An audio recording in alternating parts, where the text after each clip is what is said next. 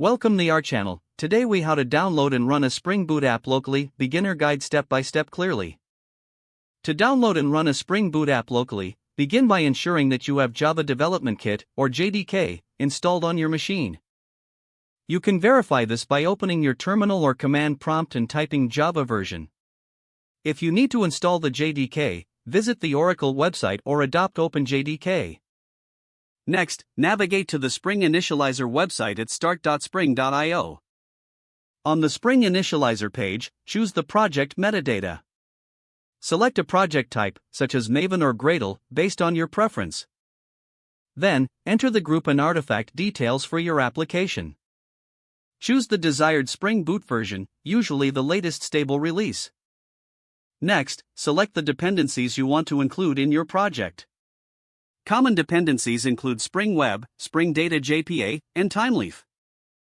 Upon completing the selection, click the Generate button to download your project as a zip file.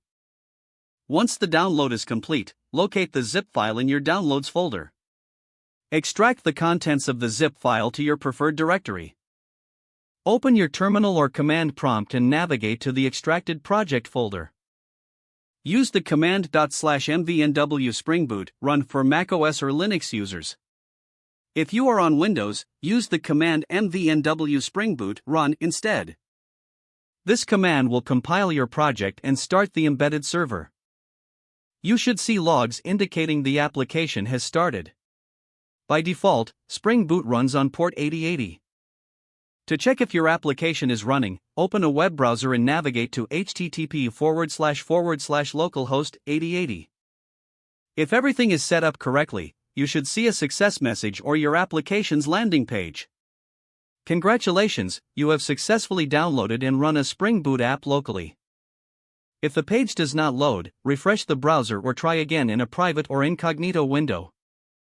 Make sure you are using the correct email address, then retype it carefully to avoid small typos.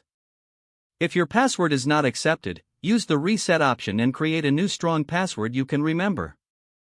Check your spam folder for verification or security emails, then complete any requested confirmation steps. Enable two-factor authentication if available to improve account security and reduce unauthorized access risk. After signing in, review your profile details so your contact information and settings are accurate and current. Don't forget to like this video and subscribe to our channel for more step-by-step tech guides.